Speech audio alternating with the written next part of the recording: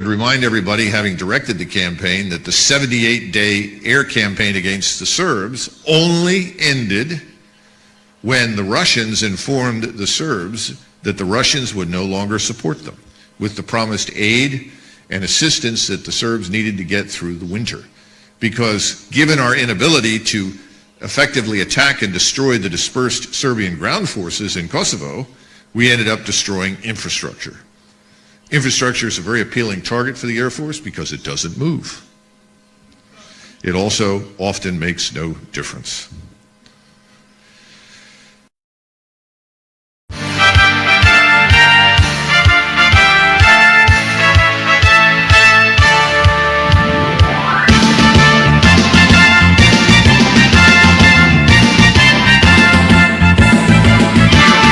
Nebom grmi glas, Bog je uz nas. Nebom grmi glas, Bog je uz nas. Na noge Srbi, na noge Srbi, na noge braćo Srbi.